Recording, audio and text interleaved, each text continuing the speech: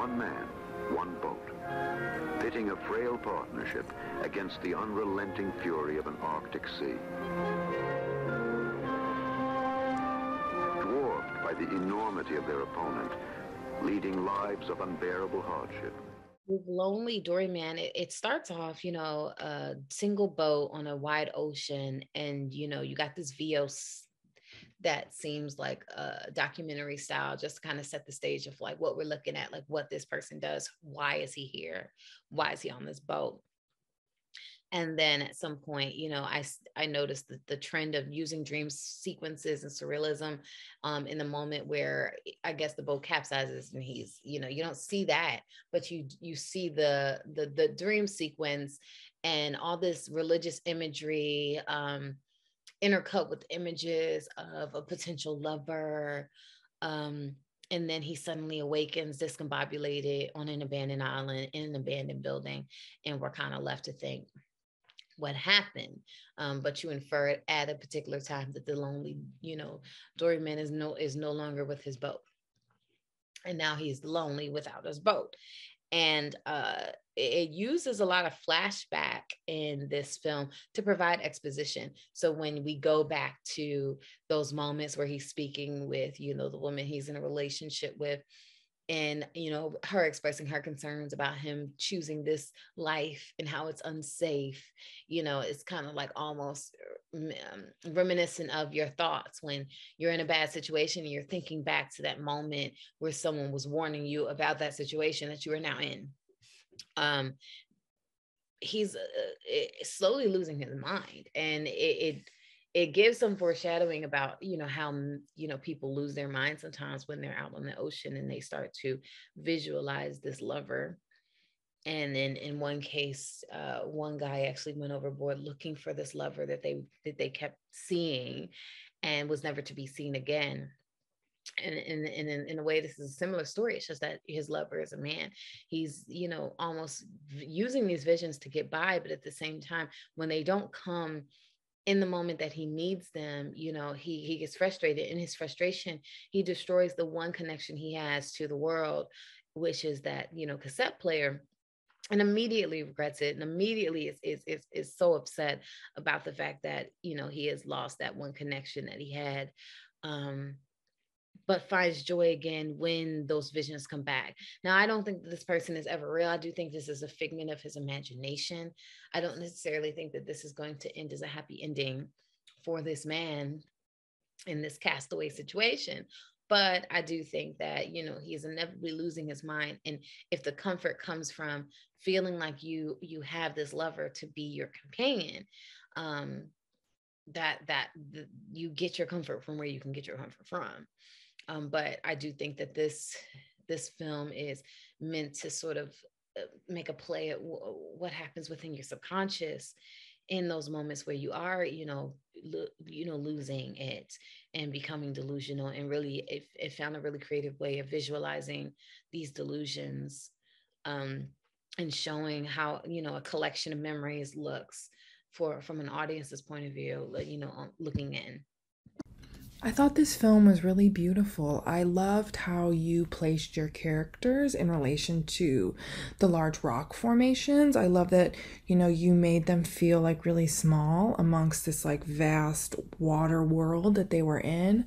I loved so much of the lighting. I loved the shot where you have one of the characters like totally in silhouette and the sun behind them. I thought it was really beautiful. And I thought that overall, the tone and the world you created was just so mesmerizing to watch, that I really could have watched this for hours. There was a lot about this film I really enjoyed. I think they nailed the sort of the period for the most part. Definitely really visually felt a lot like we were, back in time. I enjoyed the sort of castaway quality to the story.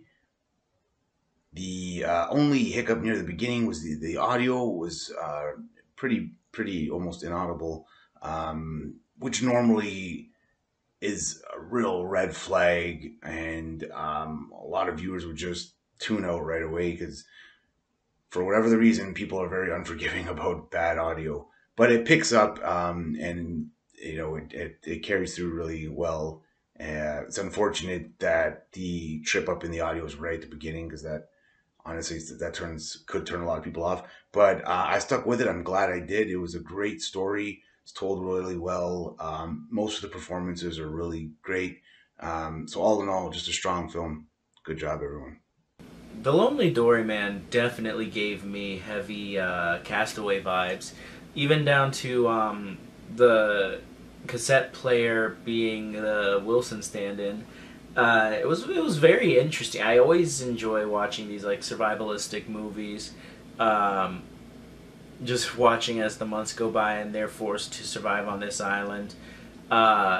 I also enjoyed the open-endedness of the ending, because, well, yeah, you could infer, like, oh, well, they obviously found him, and that's why he didn't jump at the end. But you also have to remember that throughout the film, he'd been having illusions of his lover, and so could it have been him, or was it another illusion? We don't know. All in all, The Lonely Doryman, I definitely enjoyed my watch with this one. I thought that this one was a lot more understated than the films, both narratively and thematically, which I think made it stand out, and was also something that I enjoyed. It makes it, I think, a pretty rewarding watch. It has quite a bit of depth to it, and something that I think, for me at least, would benefit from seeing it again and helping to kind of unravel it a little more. The cinematography and visuals throughout the entire film were excellent. The performances, similarly, were very strong, and going with my first comment, were also more understated, more naturalistic. And I thought the use of locations throughout the film was really, really fantastic. The visuals of this film, they're very distinct. And a lot of that, I think, comes from the use of location, in addition to the cinematography, filming techniques used to capture those locations. So I thought that this one, like the rest, was quite good, and I enjoyed it. Quite dense, distinct, and I think very just nice to look at and good to watch. It's interesting because the beginning words lingered on fables and folklore are being forgotten, and I believed it had to do with what they were talking about with the colonization of the islands, but almost throughout the piece it seems to be the men who are experiencing the folklore, who are experiencing the hallucinations and such, are not surviving back to land, and so the tales are being lost because no one's surviving to bring them home. Both can be true at the same time, but it was almost interesting to kind of see that story. I loved in the bar scene when the TV was playing under their dialogue, it kind of just made it a little more full, and location-wise, the island was beautiful. So many pretty places in there, but also the, I'm going to call it graffiti balconies, when he went into that abandoned building and there was all graffiti and the light shining through the top and just like a bunch of different little balconies. That was really, really cool. And then I loved the scene of them dancing on the beach together and fighting in the pool of water. Like, both of those were really, really sweet. The Lonely Doryman was really interesting, and I think balancing this idea of old world, new world, and like the loss of folklore and kind of the loss of mystery and storytelling and all of that going into this piece really set up a really interesting story, and seeing that kind of like act out with all these men going out into the sea and not really making it back, or at least those who are experiencing this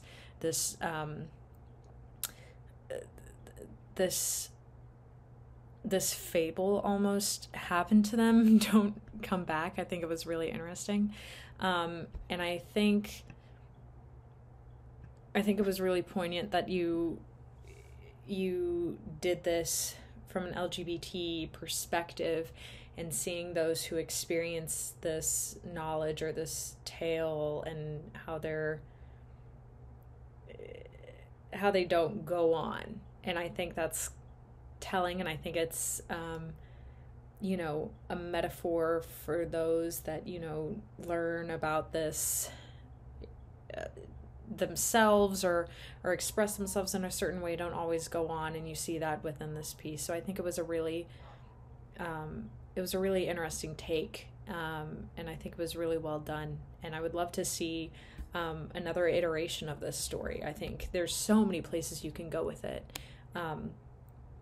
So yeah, I would definitely love to see more. It was really, really well done.